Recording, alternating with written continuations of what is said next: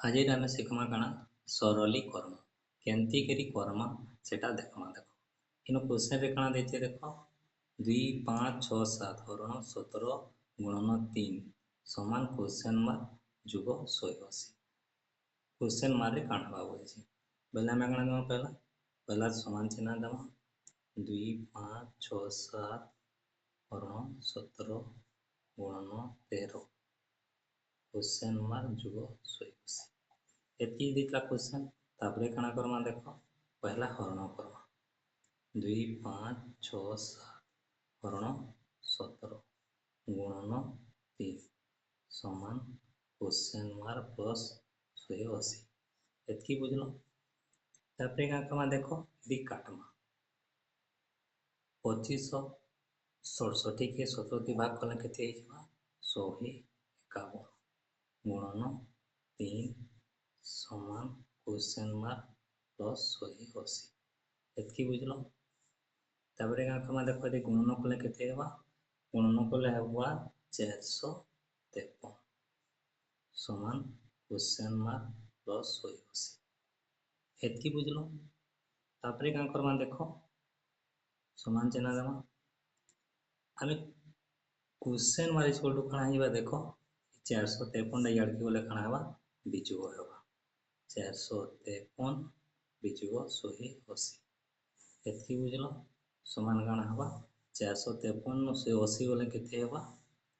273 273 टा किन ऑप्शन रे अछि ऑप्शन डी एटा है राइट आंसर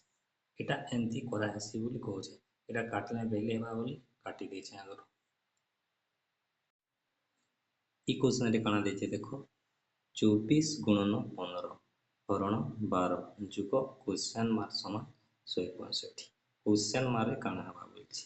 बोले अंदा क्वेश्चन के हमें करना करमा देखो समान चिन्ह दम 24 गुणन 15 हरण का करम 12 जुग क्वेश्चन मार्क समान 165 इतकी बुझलो तापरे का करम काटम 12 के 12 12 दुने 24 पहले नो केते हला 2 गुणन 15 समान 15 दुने 30 प्लस क्वेश्चन मार्क समान 165 एते बुझलो क्वेश्चन मार्क इक्वल टू काना हेजबा देखो 165 ई 30 टा याड के बोले काना हेजबा बिजुग होजबा बिजुग 30 समान काना हवा देखो 165 टू 30 बोले केते हेबा 135 हम क्वेश्चन मार्क काना पाइला 135 किन ऑप्शन रे अछि ऑप्शन सी एटा एंती हेबा ई क्वेश्चन रे काना दे देखो 5852 हरण 28 गुणन क्वेश्चन मार्क बिजुग 1653 समान 1064 क्वेश्चन मार्क रे काना हेबा बोलछि पहले अंदा क्वेश्चन रे काना करमा देखो समान चिन्ह देमा 5852 हरण 28 करम गुणन क्वेश्चन मार्क माइनस 1653 समान 1064 एतकी बुझलो तापरे काटम ई देखे 28 थी 5852 28 थी भाग कले केते हिजबा केते हेबा 209 केते हेबा 209 गुणन क्वेश्चन मार्क माइनस 1653 समान 1064 एतकी बुझलो तापरे का करना देखो तापरे का करना देखो 209 गुणन क्वेश्चन मार्क समान काना करना देखो 1064 ई 1653 याड के गले काना हवा जुग होई जिबा समान 1653 एतकी बुझलो तापरे काना हिबा देखो 209 गुणन क्वेश्चन मार्क समान 1064 और 1653 के मिशन ले केते हेबा 2717 एतकी बुझलो तार पर देखो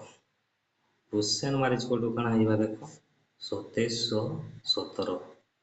ई याड के ले काना हिबा हरण हिबा 209 हरण एतकी बुझलो